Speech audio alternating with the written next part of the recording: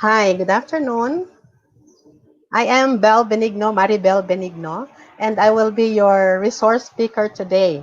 I'm an HR practitioner for so many years, um, and I'm happy to share with you some things that I've learned in those many years that I've been in HR and combining it with the technology that we have now. First of all, I would like to acknowledge the presence of our participants from the different places of the Philippines. We have people coming from the Visayas region, from Metro Manila, from San Pedro. Thank you very much for joining us today. I hope you can get something out of this sharing that I'll be giving to you this afternoon. Um, Let me just share my screen.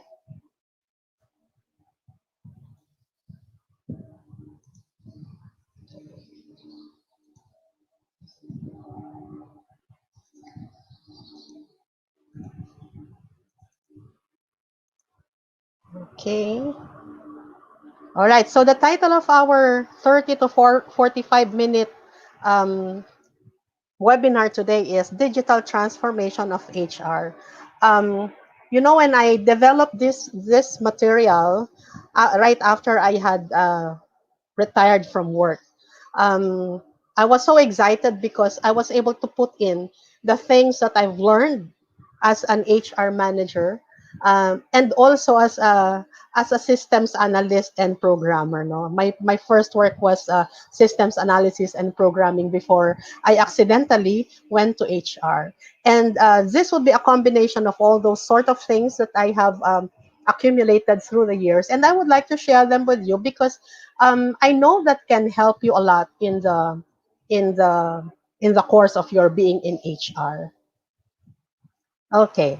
My objectives for this afternoon is that at the end of the session, you should be able to gain insights on digital transformation of HR, understand the value of adapting and understand the value of adapting new technology and trends. We know that we cannot back out anymore from technology. Okay. I have witnessed technology as it progressed from a very large mainframe to now laptops and even the smartphones that we have. No, so now that should tell you how old I am. um, and so I would like to share some things with you that maybe some of you are already doing and some of you are already exploring, and this is something that would interest us HR people. So the topics that I have prepared for you now are digital transformation concepts, digital HR, and transforming manual HR processes to digital. Since this is only a 30-minute session, we limited the discussions, no, because we will have a full blown program by by June 24. If you're interested to join that program, you may contact Limitless Coach so that they can give you the details of the program. So these are the things that hopefully we can cover in the next 30 to 45 minutes of this session. Okay, ladies and gentlemen, we know that the only constant in life is change. This was formulated by long before by Heraclitus, an ancient Greek philosopher. And indeed, ladies and gentlemen, he observed it 535 BC and still happening right now. Day after day, second after second, change is happening right now. Like for instance, we were so confident in the 2019 2018 okay, excuse me, um please adjust deck by removing the thumbnails and enlarging main slide. Can you there's a feedback here that it's not on presentation mode. Okay, let's see. So I'll stop sharing and then I'll share again.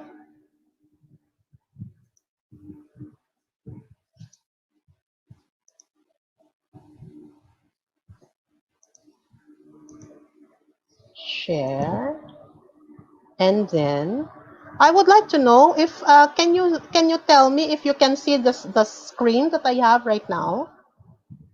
Can you please chat me if you see the screen right now?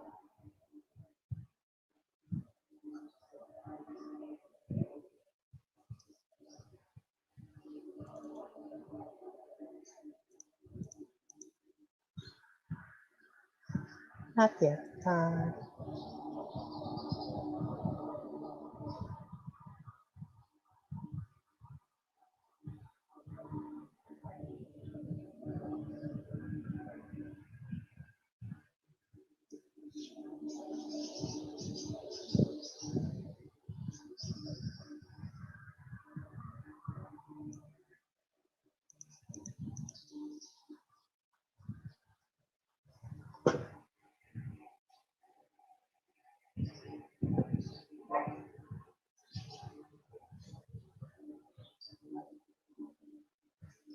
Hmm,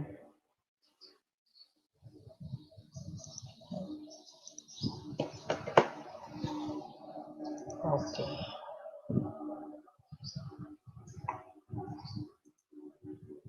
I'm sharing my screen now. I'm sorry.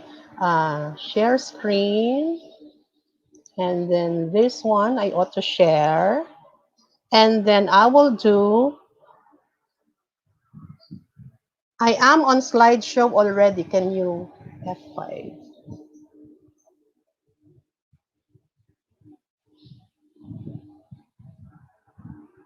Oh, wait.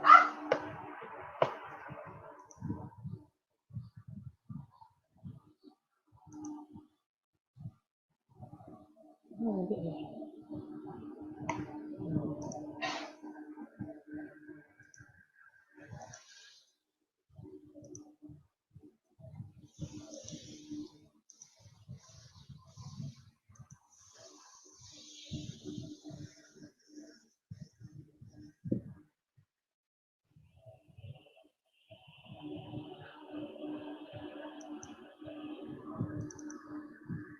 Can you now see it?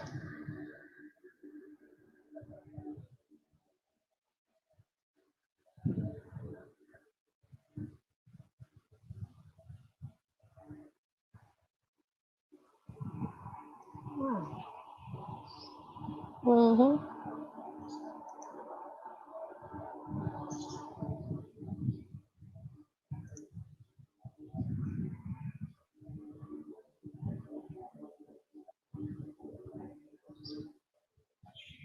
Miss Miss April, can we talk for a while?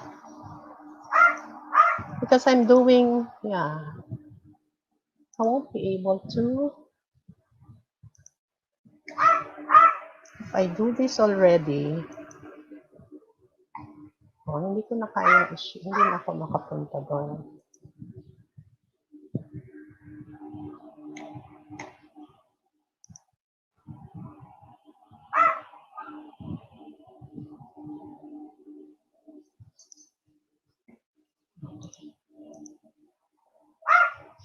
I'll just be, please excuse us for a while. I'll be sending the material to Miss April, so she can be the one to operate it. I'm sorry about this.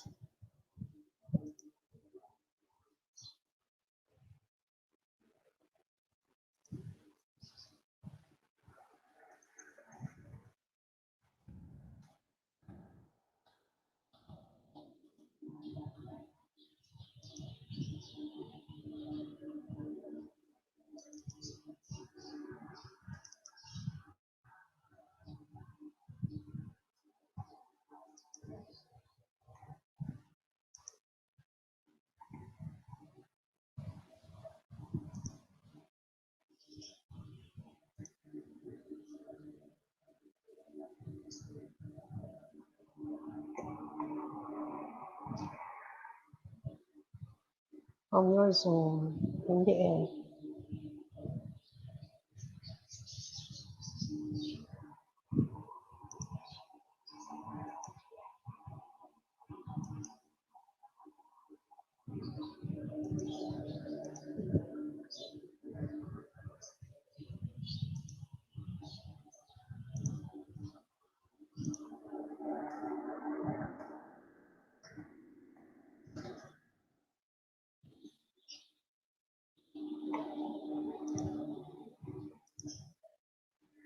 daw? Kindly press F5. Kasi hindi siya Zoom.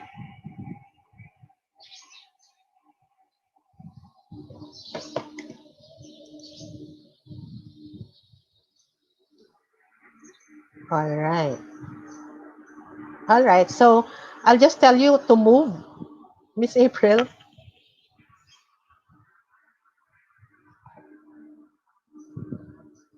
Okay. So let's move to the slide on the change. Please forward. Let's move forward. Everybody can see it now. Okay na po. Okay na po. All right. So let's move forward, Miss April. Okay. Okay. One more, two more. Okay, thank you. Okay, so as I was saying, ladies and gentlemen, even before we were born, even during the BC, no, it was already observed that it is change that is really constant in this world. And in fact, as I was saying earlier, prior to March 16, 2020, we were all comfortable with the way we did things. Suddenly there is the pandemic and we were locked down, and this is actually more than 1 year of lockdown already, and a lot of changes had happened, even the way we do things, the way we conduct our business. All right, so change is something we have to deal with every day of our lives, no? Whether you are in the office, whether you are at home, because change is there every second, every minute of our life. Okay, thank you. Please go ahead, Miss April. Okay, the world has has over time, the world has changed due to so many revolutions so many revolutions that happened. Like for example, we have political revolution. Miss April, please go ahead. Go ahead. The world has undergone political, social, and industrial revolution. Okay, and these revolutions resulted in many, many changes in the world. Okay, and if you click that, Miss April, can you click that? It resulted in the economy, the changes in the economy, the socio-political institutions, and our culture. So, for example, the revolutions in the world brought us to where we are now. If you look at our world history, there were so many revolutions here and there in Europe, in America, in Asia, here and there were so many revolutions that prompted the changes in economy, socio-political institutions, and even in culture. Okay? Go ahead, Miss April. All right. Even HR had its changes. Okay? So, for example, if you look at the history of the HR function, in the in the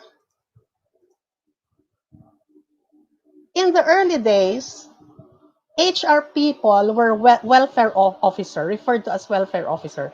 So even the titles of HR or people involved in human resource changed its titles over time. So in the early days, we were welfare officers.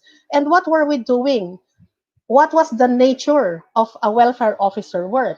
The role is paternalistic. All right, para kang tatay, no, ng isang organisasyon. You care for injured and sick, okay? Protection of women and children. So these were during the early days. Came World War II, there was already personnel management, that the state and trade union partnership already came about. Management of absence, training, and recruitment already came about during the World Wars. And then productivity improvement was already a concern during that time. And it was already a function done by the people in human resource. And then in 1945 to 1979, there goes the collective bargaining agreement and industrial relations. There were already trade union negotiation, policy adherence, regulation of pay. Okay. So I was already here in this period, no, the collective bargaining agreement, and I have witnessed a lot of rallies by the unions, the labor unions, when it was starting early on in the during that period. In 1980s to 2000, there are already compliance officer, meaning the HR function moved from being personal managers, being union workers, to compliance officer. The focus is on improving efficiency and effectiveness.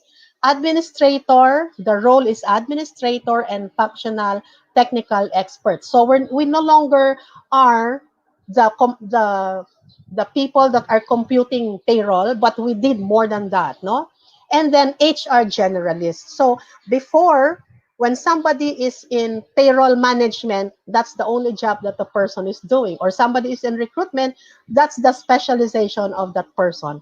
But came 1980 to 2000, there was already a specialization. So, and we can still see them now in the structures of HRs, especially the big ones. There would be people who are specializing in recruitment, who are specializing in employee engagement, who are specializing in compensation and benefits and employee discipline and so on and so forth. No, so that was 1980 to 2000. But in 2001 until the present, if you look at want ads, or if you look for people for HR, you always look for people who have strategic background or who have strategic inclination. All right. So during 2001 until now, we are gunning for the strategic HR. And what is a strategic HR? You become now a strategic business partner. In other words, it's not only the work of HR that you are after, but you are looking at the other facets of the organization. So HR managers now who are business partners are not only after the work of HR per se, but the entire organization, how HR relates to the entire organization. So we are gunning now for being business partner. We are gunning, so our role has changed already from being a computer of payroll to becoming uh, um, a change agent in the strategic HR. No, we now want to be we. I do not know if everyone is, but the mode of HR now is becoming employee champion. Okay, and center of excellence. We HR is already taking that role in the organization where we look at HR as not only a mere provider of services, but in itself is a center of excellence, meaning there are specialized functions in HR, and these people in HR are excellent in what they are doing, whether they are specialists or they are generalists. And during this time, a bulk of my experience in HR is already at this point in 2001, when HR is already a shared service. For example, in some companies, it is practiced that there is an umbrella company, and then there are several subunits. And HR, like finance or IT and admin, they are part of the shared services. So all the subunits or the business units are using the services of HR, admin, and finance, and they are sharing the costs, no, for the services that they get from HR. So, ladies and gentlemen, our role has already evolved. In fact, if you know PMAP, the PMAP now is uh, has a different meaning as before. Before it was personnel management. Now it's people management, right? So even the organization, the association has changed its title because we are fostering We are trying to be in the strategic HR. We're gunning for this position to be a strategic HR. Now, what is being a strategic HR? Okay, what is being a strategic HR? A strategic HR, can we move to the next slide, Miss April? I'm sorry to inconvenience you, Miss April, ha? What is a strategic HR? A strategic HR has something to do with the connection between the company's human resources, us as HR, and the strategies, objectives, and goals of the organization. Ladies and gentlemen, ma'am, balik mo po muna, hindi pa muna yan. Ladies and gentlemen, ah, naabutan ko to when I was in 1980s. For example, performance management. Before, in 1980s, 87, 88, when we talk of performance management, we're only talking of what I do, and you will assess it based on what I do. But in strategic HR, our our performance as individuals, our performance as departments are tied with the goals and objectives of the organization. Like for example, HR, uh, why do you do succession planning?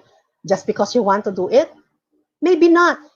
You're doing succession planning because your organization plans to expand in the next few years, and it has to have people who are ready to assume the position. So, in other words, our work now in HR is not only because we know that it should be done.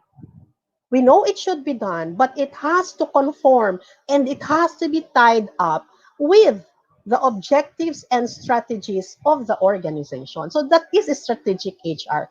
For example, if you're HR manager and you're attending mancoms, when you attend mancom, you do not act as an HR manager, but as a member of the mancom. Anong difference niyan? When you're an HR manager, your tendency is like this. When one of the managers would say anything about their people or anything about HR, your tendency is to defend your department, to defend your task.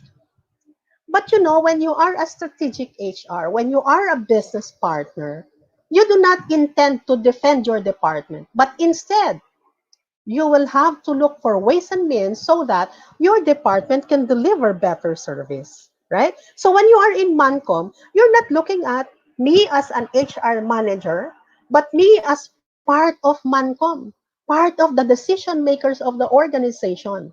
And this is my contribution. Itong trabaho ko sa HR. All right? So when you say strategic HR, you are connected directly to the objectives, to the strategic objectives of your organization. You cannot depart from there. In other words, all the functions, for example, recruitment, manpower planning, you don't do manpower planning just because you want to do it, but because the organization at one point will need these talents so that it can achieve its goals. So what will you do, HR? If operations will have to do its thing, what will you do, HR? You have to ensure that you have somebody ready to handle that job. Correct? So that's the difference now from being a personnel manager or a union negotiator to being a business partner or a strategic HR. You are now more concerned on what the organization, the bigger picture, what is the forest that you are looking at? All right? You are hardly concerned about the trees, but you're concerned about the forest. How will these trees contribute to the beauty of the forest? All right? So that's strategic HR. Go ahead, Miss April. So these are the aims of strategic HR. Number one, to advance flexibility, innovation, and competitive advantage. So as you can see here, the competitive advantage is not merely for the people, but for the organization to have its competitive advantage. Because if people If people are flexible, if people are innovative, if people have that sense of competitive advantage, therefore, the people can carry the organization to where it wants to go. So strategic HR aims to develop a fit for purpose organizational culture. So at this point, when you are a strategic HR, um, you your actions in HR, the plans and programs that you have in HR are purposeful, meaning the purpose of your programs in HR is so that you can develop an organizational culture that would support the strategic objectives of your company. Okay. So that's your aim as a strategic HR. And of course, lastly, because you want to develop your people, your systems in the organization, your HR systems in the organization, you improve the business performance. So eventually, that's the outcome, no?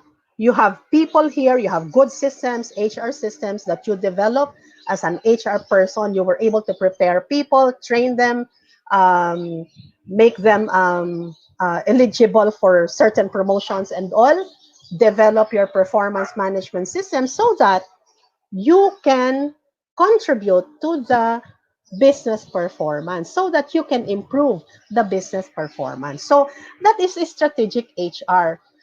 It's not just computing payroll. It's not just providing benefits to employees. Of course, that come along, no.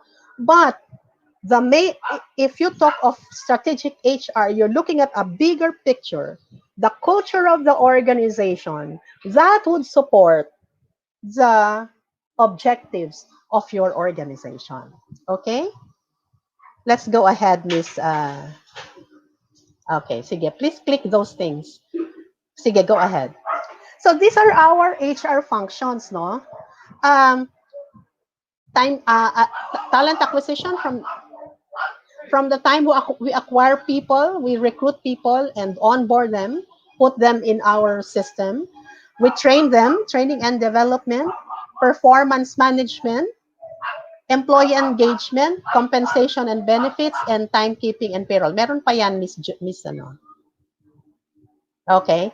Employee discipline and records management. All these things can be specialized functions. So we have people specializing in these things, no? Uh, Okay. Thank you, Troy. Objectives may refer to vision and mission of the organization.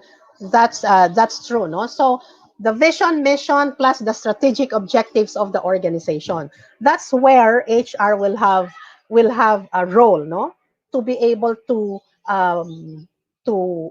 to facilitate the creation and the creation of the culture um, that will make the vision and mission real. All right. So each HR would have this function, however big or small you are as an HR. So if you're a solo flight HR, you do all these things. But if you have bigger HR, uh, you can have people specializing in this, no? Miss April, please click the next, ano. Oh, pati separation, kasali dyan. Okay, please click it, Miss April. All right. Balik tayo. Okay. So if you look at this cycle, the employee has its life cycle based on our functions. Actually, yung functions natin ay dahil merong employee life cycle. If people come in, it says attract me. Diba? If people come in, uh, you have to recruit them, you have to screen them and all that, no? And then get me started. You onboard them, you train them, okay? You develop them, you manage their performance. So HR develops a PMS, a performance management system that would be used by the entire organization, okay? Engagement and motivation. So basically, ladies and gentlemen, engagement and motivation function is a function of HR, though managers, line managers, would have their share in this, no? So motivation, for example, is largely coming from the programs of HR, but the leaders or the managers of the people have a share in this function, no? Also in management of performance. And then recognition. There is a general recognition, um, general recognition activity for HR, but leaders or managers can also do theirs, no?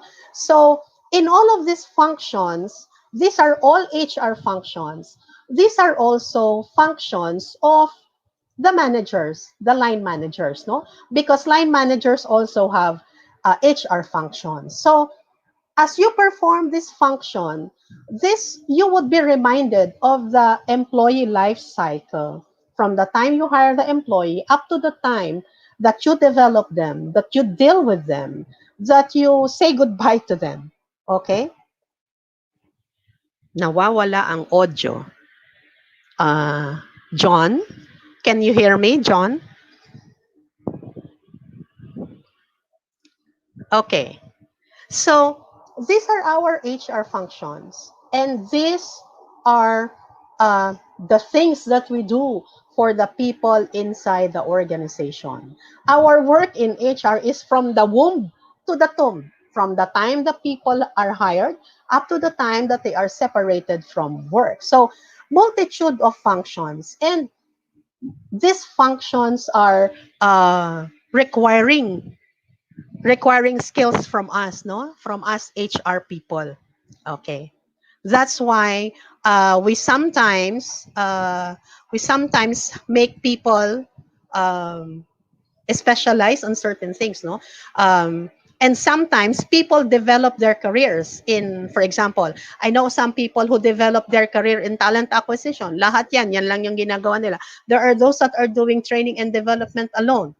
But HR managers should be generalist, no? So you should know all of these things. You should have working knowledge of these things. Okay, so Miss Evelyn said from recruitment to retirement. That's right. So from the womb to the tomb, hanggang umalis ang empleyado, si HR ang kausap ng empleyado, no? So can you imagine the multitude of things that you have to do? Like for example, if you want to do career management or if you want to do succession planning, who will do that? How will you do that? Okay, you in succession planning you have to consider a lot of data about the employee, a lot of data about your organization. So how will you do that? Like for example, records management. What is your records management system right now? Okay, how do you store your 201 files? How do you store the data for the government institutions like SSS, Pag-ibig, PhilHealth? How do you manage them? Okay. How do you do employee discipline? How do you do timekeeping and payroll? Timekeeping and payroll is very cumbersome, no? Because if you have a lot of people and you're doing it manually, it would be too difficult for you to finish it on time, or you'll need a lot of time or a lead time, a lot of big lead time to be able to do that. Okay. So that's why, ladies and gentlemen, I was so excited when I was told, um, because I've conducted this program sometime else in the past. But when I was told by Limitless to have a webinar on this, I was so excited because I can share things that I've learned, things that I have done in the past with you guys. All right, so let's move to the next slide, Miss April. So now we go to digital transformation concepts. Please click the three items, ma'am. In the digital transformation, there is something called digitalization, and digital transformation. What are these things? Okay. Can we click the next slide, Miss April? Sige, please go ahead. Go ahead, ma'am, until we show all the things in the slide. All right. Digitization is a shift from manual processes to digital processes. When I was working as a young worker, this was the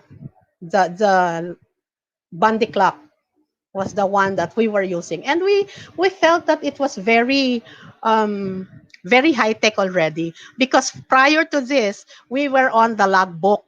Okay, then came the Bundy clock, and then came the, eto na yung ginagamit natin ngayon, di ba? This is a form of digitization because, for example, this item that we have here, the biometrics that we have, goes directly to a system, okay, to a computer system that captures all the attendance transactions of every employee. All right. So this is something, this is called digitization. You try to digitize, put in um, a computer platform, the digital or the manual process that you have. In HR, there are a lot of manual processes that can be digitized. One of them is the timekeeping. Um, this Bundy clock, this biometrics. I hope everybody now is using biometrics, and I think now that most of us, most of you are probably working from home. The companies have developed systems where when you open your computer, you log on to that particular computerized system to capture your attendance. No, I know that even DepEd is using this for the teachers, especially the teachers are sometimes working from home. No, so you log on using the computer, and this system will bring the data, the transactions, to the to a system that would categorize these particular transactions. No, all right. From the folders, from the manual folders, we put it into the computer. Like for example, data of your employees. From the folder, you have it in the computer already. Some companies who are very small, they can still make use of Excel spreadsheet or less sophisticated databases, no? But some organizations would use more sophisticated databases to be able to capture the data of employees, no? So digitization is a shift from manual. You put it in a digital format. Okay. Now let's move ahead, Miss April. Please click the next slide until everything is shown. All right. Okay. All right. Now, what is digitalization? Digitalization involves becoming digital-led organization where you take advantage of the digital tools for your daily operation. It's creating a culture of using technology to run a business. For example, I have had experiences some 12 years ago when I went to Mindanao and Visayas, but I was able to look at I was able to approve, I was able to disapprove transactions of timekeeping of my people here in Manila. I mean, the in digitalization, you make use of this tool, the digital tools, to be able to carry on the task. Most of us are using this now, especially if you're working from home. Most of the companies now are digital led. We use the digital technology, to be able to carry out our tasks, no, as individuals and the organization's business, no, in the operation of the organization. So now you have a culture of technology helping you out to run your operation. So, for example, HRIS have become more sophisticated now. In the past, some 10 years ago, HRIS would only be concerned about payroll and timekeeping, records of employees, and some training training records. But this time, it can even do other things like performance management, succession planning. There are several softwares that are capable of doing more than keeping records. No, the HRIS now becomes interactive and easy to use, user friendly. Even those that are not technologically savvy can be able to use the system. No, so we now have the HRIS, the Human Resource Information System, and also the HRMS. What is HRMS? How is it different from HRIS? HRMS is management system. Okay? HRMS HRMS is going beyond keeping of records or being able to look at records and get the records from there. But you have other functions for HRMS that you can take advantage of. And there are a lot of developers of these softwares in the market right now. So, for example, if you decide to digitize, if you decide to digitalize, to be a digital organization, there are a lot of resources that you can get from the market. A lot of developers are doing that. Some organizations, thank you, Mr. Abelardo, some organizations who have internal IT, they do the development of their own systems. In the previous company I worked with, we had an IT that developed the system. So,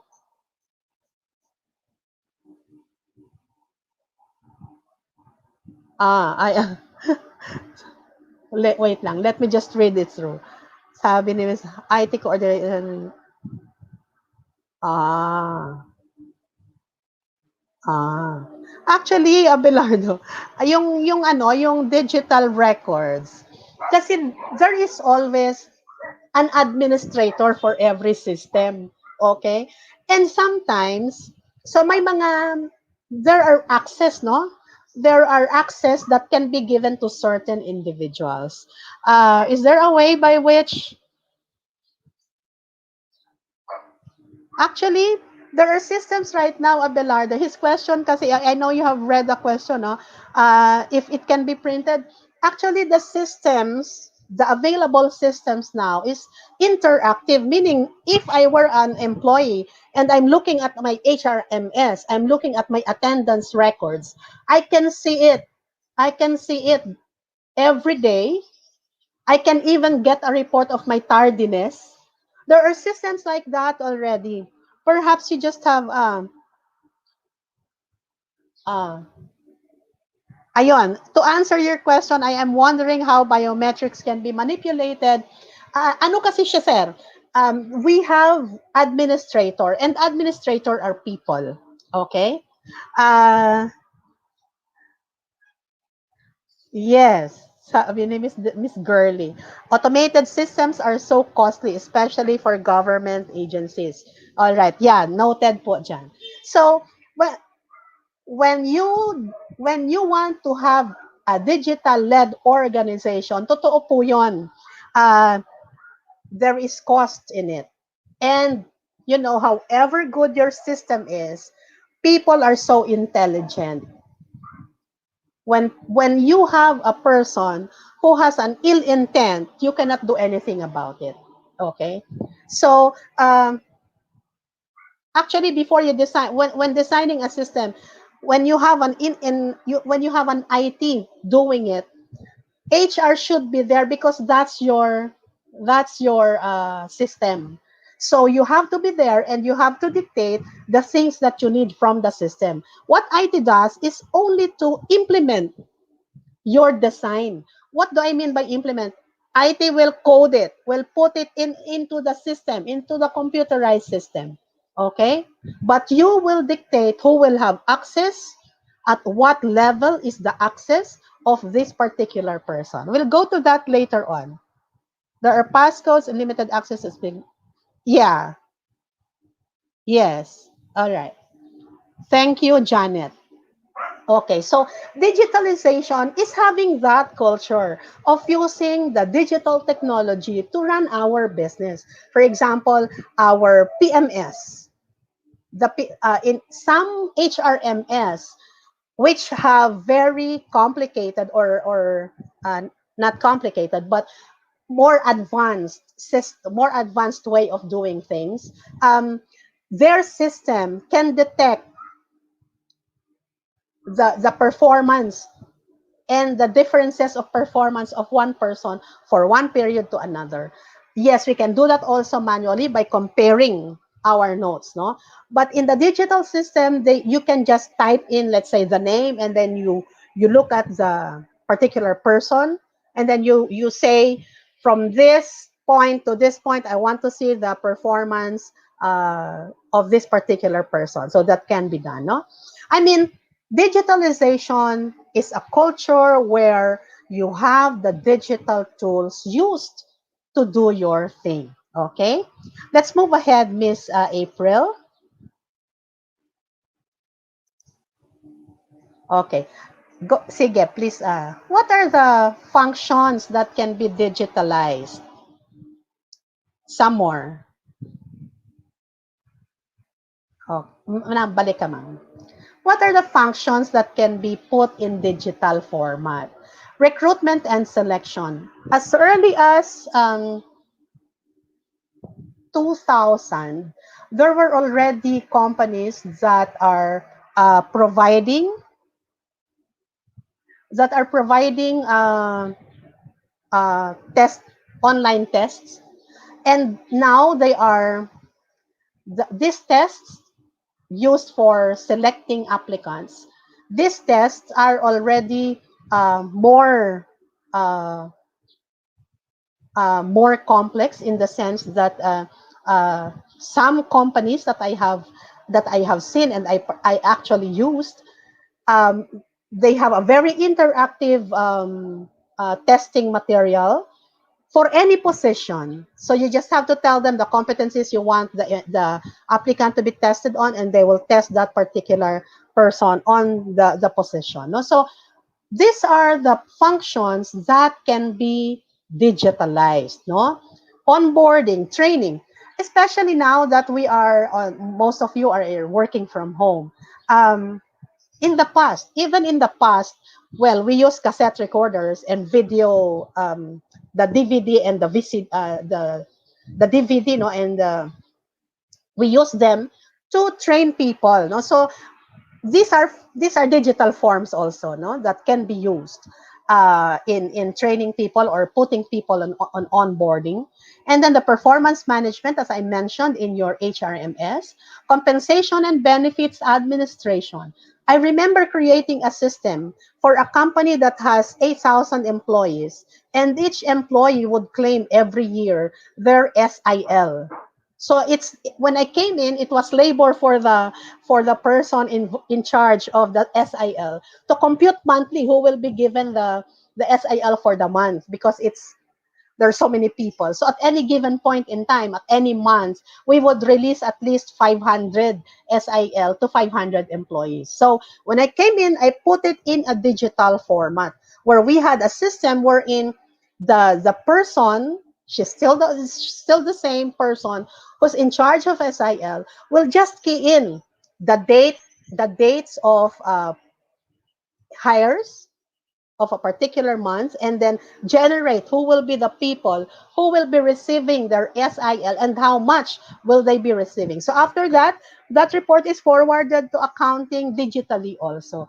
I mean, um, you need not do you may not have the resources to do an entire HRMS or an entire HRIS, but you can do it piece by piece, depending on your need, depending on the area, which would be needing some efficiency, okay, and productivity on the person doing it. Okay. Um, for timekeeping and payroll, we know that we have a lot of vendors of payroll systems, timekeeping and payroll systems. Normally, they are combined, but in the company I worked with, we have one doing the timekeeping and another system doing the payroll. And then we decided to put them together in just one system. Competency profiling. Uh, I have done a competency profiling for a client, and this was done digitally. Okay, people answered the questionnaire digitally, and the system was able to extract the responses and put them in an order that I wanted. Okay, like for example, I was asking the system how many have leadership skills with level of 3 or less. So that system allowed me to do that. Employee surveys, when you do your employee surveys annually, you can make use of your digital tools to do the annual surveys and then collate the data and then interpret the data. The interpretation, you may want to do it manually as an HR practitioner. And then document management. The companies I've worked with were old, like me. They were 35 years old, 40 years old, and they have one company had a room full of um, 201 files because they could not throw the 201 files of those that have been with them since time immemorial. So they had a huge room containing all the 201 files. So what we did, because we're running out of room already, we classify data, no? So we manage the document such that we do not throw in its entirety the documents, but we select those that we will keep and those that we will put in digital format. And that helped us a lot to gain more space in the office. So document management is something that can also be digitalized or digitized, okay? So such that when somebody would come to us and inquire about their SSS contributions some 10 years ago, we would be able to scan the document system and find the people that we're looking for and find all their contributions there. No? So as I mentioned, you need not have everything, all the all of this digitalized. You can prioritize. You can prioritize. If you have the budget, then go ahead. If you have an IT department that can customize for you, then go ahead. It's all right. Okay.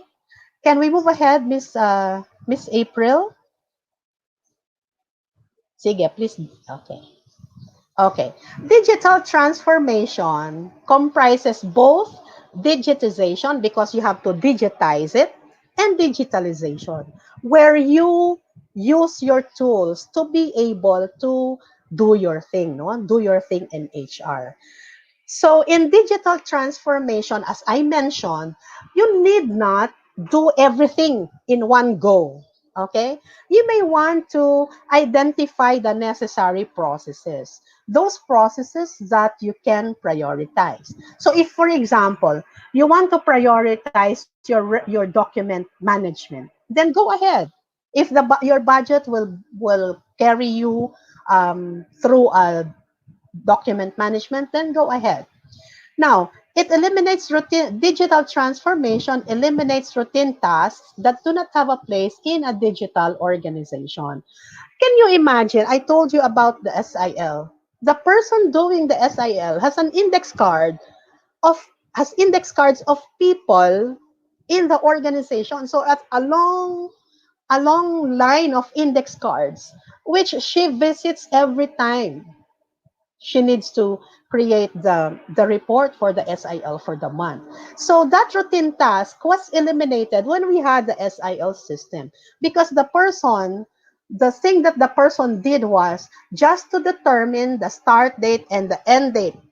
Say, for example, from May 1 to 31, hired. All those that were hired in May 1 and May 31. So the system generates all the names. Okay, so it will eliminate the routine task of looking at each and every index cards. Both of these are outcome and process, no? So for example, when you do the uh, Bundy clock, for example, that is an outcome in itself, but it is also a process in itself. So every digital transformation is both an outcome and a process. So you have an outcome every time you try to digitalize your system, okay? And it goes through a process, okay? May proseso na pinapagdaanan. Okay. Let's go ahead, Miss April. Okay. These are your benefits, no? For go isa pa, Miss April. Okay.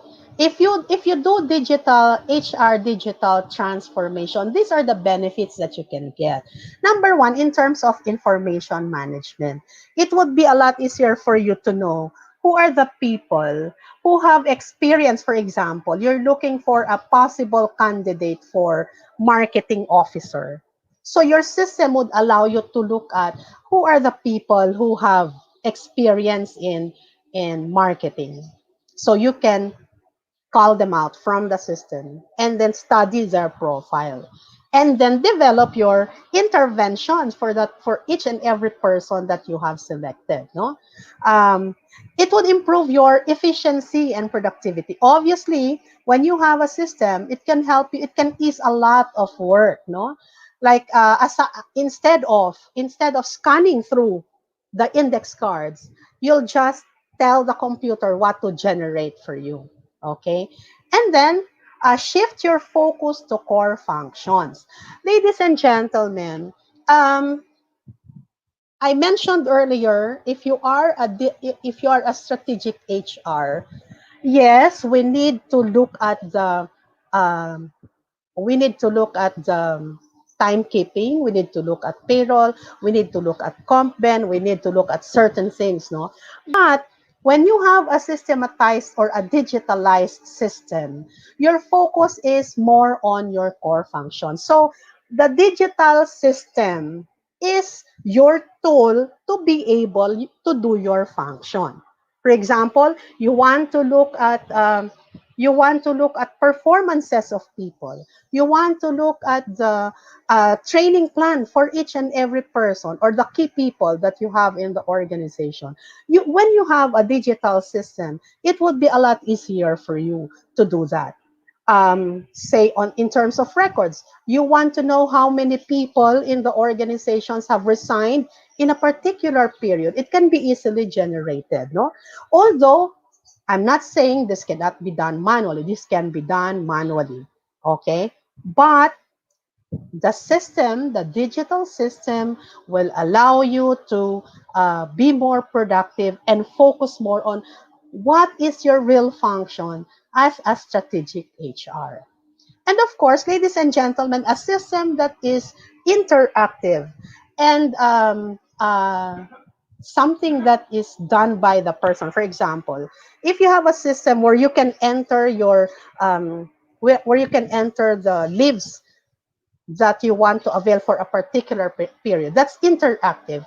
And people at the start will not like it because they feel that they may ruin the system. But when they get used to using it, they have a better they can have a better feel of the system, and they can enjoy using the system, no? So the experience of the people in using the system is improved. For example, in a manual system, when you want to apply for a leave, you have to get a paper and then fill out the leave and then send it to your boss for the boss to sign, and then get it from your boss and bring it to HR. But on a digital format of timekeeping, it's interactive. It will ask you what type of leave you would want to have, and then the form is forwarded and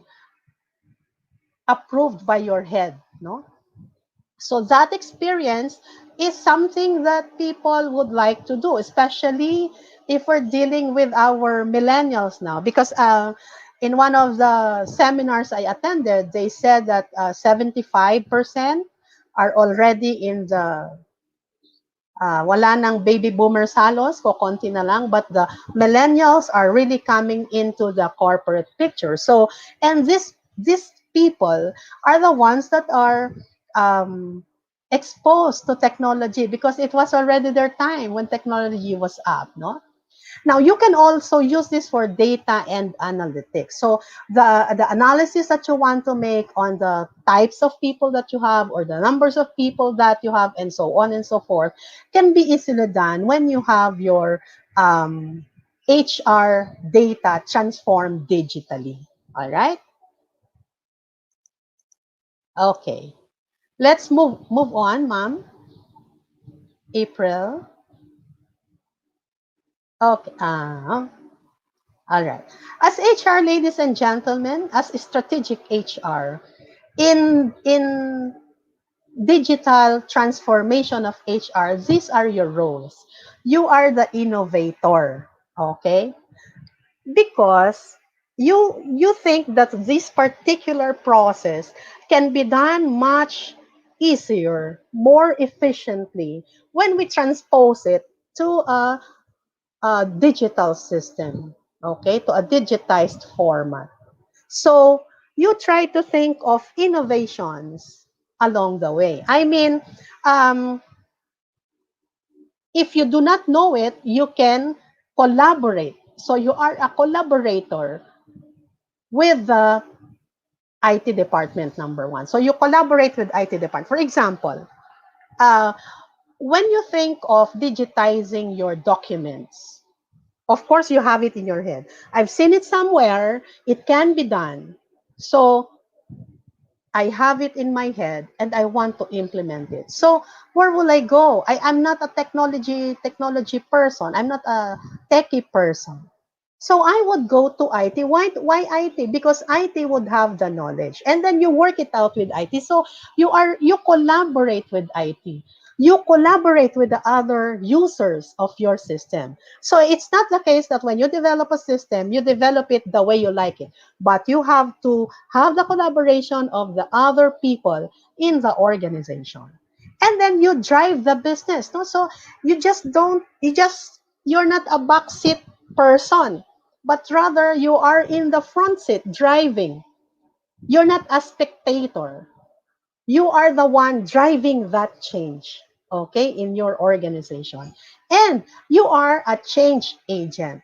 Because, ladies and gentlemen, when we change anything, hindi lang, not only digitizing something, any change that you implement, if you notice in HR, if you implement any change, there will always be people who would not like it.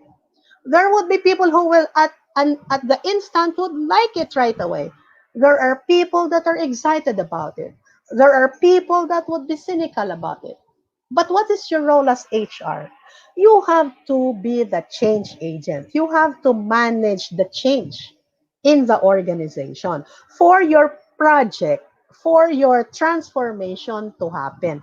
And this is also true for other departments. Like, for example, if finance will transform its systems into digital format, you can expect people not to like it at once, no?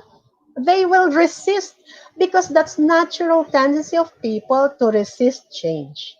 But we in HR should be able to be the change catalyst. We should be able to explain the change, show the beauty of the change, so that convince people to like the change, no? So these are our roles in digital transformation. And if you are a head of a department, for example, of finance, of IT, these are your roles in digital transformation. Whenever there is digital transformation in the organization, these are the roles that the heads would play in the organization, no?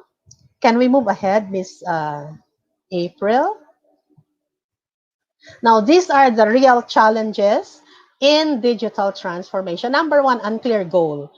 You don't do. transformation just for the heck of it. Eh, nakita ko sa kabilang company, ginagawa lang maganda eh. You have to have a clear goal for doing it. Okay? Because if you have a clear goal, other things can follow, can fall into places. If you do not have clear goals in doing something, you'll just do it anyway, like Alice in Wonderland. No, you'll just get there wherever it is. But whenever you are doing a change or you are doing a system, you have to have a clear goal because that's a challenge in digital transformation. Unclear goal is a challenge. Number two is a budget. The budget. As I mentioned, you can buy systems outside from vendors, or you can have somebody, if you have an IT department that is capable of development, they can develop for you. Or you can make use of your softwares in your desktop, like Excel, Access. These are usable softwares that can also help you in your efficiency in work. Okay, so budget is a real concern. No? So after you have talked to IT and you have firmed up your plan, you have to present it to the decision maker. Number one, for the approval of the concept, and number two, for the approval of the budget. Finance will have to come in the way because finance will tell you, wala tayong budget yan, or ito lang ang pwede nating budget yan. No? So that's a real challenge when you do transformation, digital transformation. When you do digital transformation, another challenge is resistance.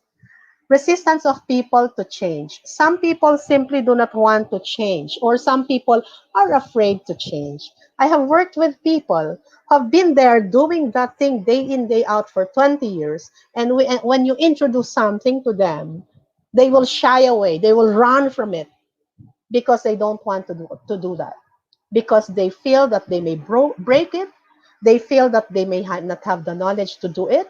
So as change agent, that's your responsibility to erase that resistance in the people. And then lack of expertise in handling the job. That's why I told you that you should collaborate. Because we HR people, I know that HR people normally are graduates of psychology who do not want to deal with numbers. But did you realize that in your work in HR, there are a lot of numbers and analysis that you have to do? You can't do away with numbers. Then again, you may not be the real person to handle the development of the system. So that's why you need to have your IT. So this one, the lack of expertise, your challenge is lack of expertise. It's either you have it internally or externally. You can source out externally, but then again, budget is a consideration. And then the lack of agility in upgrading technology. Um, Normally, um, Filipinos, even businessmen, whatever tools that you have, whatever tools that you have that are still running, normally we would like to maximize it. We don't want to change them until they really cannot run anymore. Normally we don't want to upgrade technology because nga of budget, no? But in the current current situation that we have now, we can't help but do some upgrading of technology, especially if you have people working from home. Okay, so we have to upgrade technology, and this is a real challenge, the upgrade of technology, because this has also cost. No, these are challenges that you will face if you will propose a digital transformation in your office. So my suggestion is that you just have to select which area should be which areas are you having difficulties in terms of efficiency that you need to prioritize for digitization. Okay, so those are my inputs for today. I would like to read let me refer to the questions here. May we request a copy of the presentation? Yes, I can send this to, yes, it's already with Miss April, so she can send it to you. Is there a certificate? Miss April can answer that later on. Can we ask copy? Yes, you can. Can we reserve the question? Okay. All right. There are passcodes and limited access to a specific person. It has memory to show who access what. Okay. Um, Normally, a system, as mentioned by Miss Janet, normally a system would have its own level of access. And it would take note, the system would take note of who accessed when that person accessed the system, no? Si Mr. Abelardo. So it can be manipulated. Kaya po dapat when you design a system, every single detail is taken into consideration, no? So that you can avoid the manipulation of whoever is working or tinkling with the system, no? Although I have not experienced, in my experience in many years, I have not experienced any manipulation in the system. But if it really happened in your case, then probably the access should be revised or should be looked into more carefully. Yes, Miss Gurley, automated systems are so costly, especially for government agencies. That's why if you have an IT department that can do customization, it would be a little bit cheaper than buying or having a third party vendor to do the system for you. Hello from Davao, Philippines. Thank you for joining us. Okay. My free e-certificate ba, Miss April can answer that? Okay. Okay. All right. Are there any more questions you want to ask? So these are some, okay. Thank you very much for the, okay. We Limitless will send you the copy of the,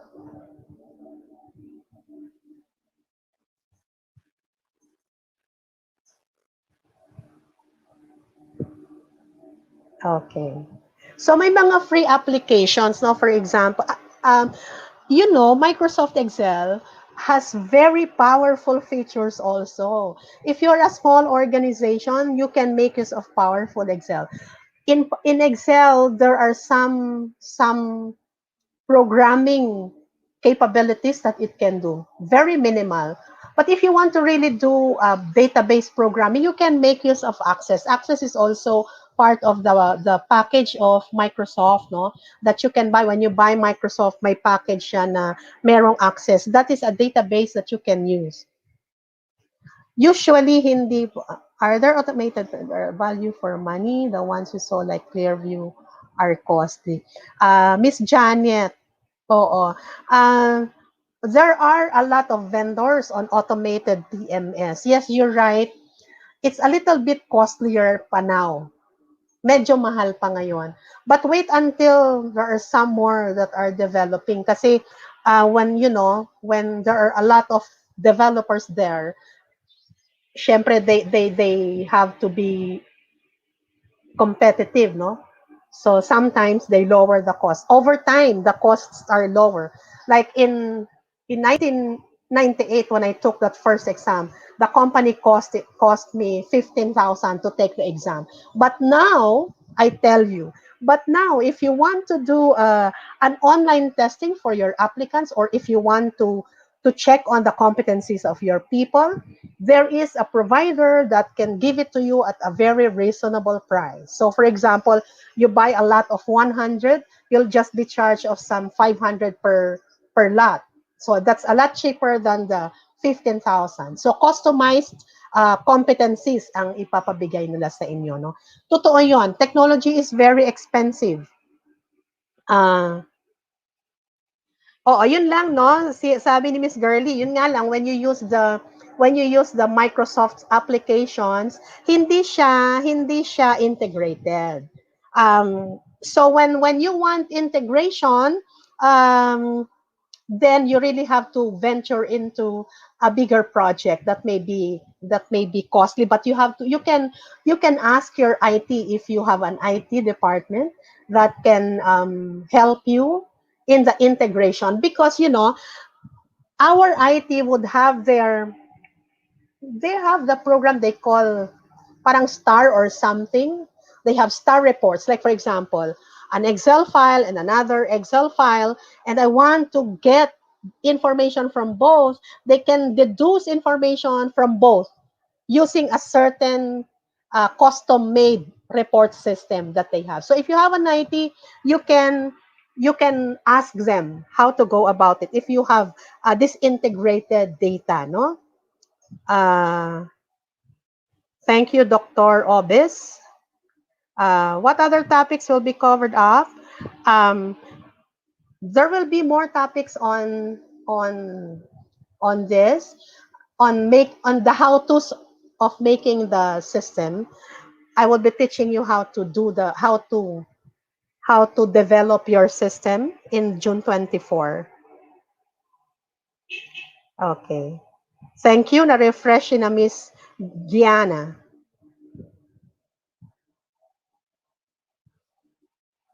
Ah, si Miss Girl. Yung sa, oo, kasi sa government, syempre, well, Miss Girly, don't mistake it to be that private corporations can just buy systems here and there. Hindi din.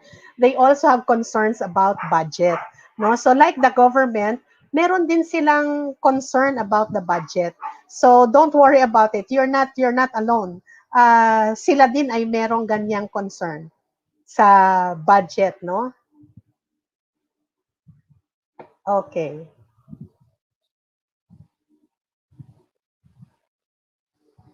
What else will be discussed during the June 24? We will be discussing systems development, how to develop a system. I'm a very methodical person, and I would like to teach the how-tos. So I'll introduce the what, the whys, and the how-tos. That's what I love to do. So that one you can expect at the end of the 3-hour session. You will be able to develop your system. So we will do a systems development in layman's term, not in the terms of IT, in layman's term. Okay. What other questions do you have? All right. So if you do not have questions anymore, um, I would like to thank Limitless Power Coach, particularly Miss Rochelle, for inviting me over to conduct this webinar. And hopefully in June 24, we'll see you again for a full-blown program of this webinar. Thank you very much for trusting me with this topic, and I hope that I can see more of you in the next programs to come. Thank you very much. I hope I'll see you on June 24 for the full-blown topic. Thank you and good afternoon.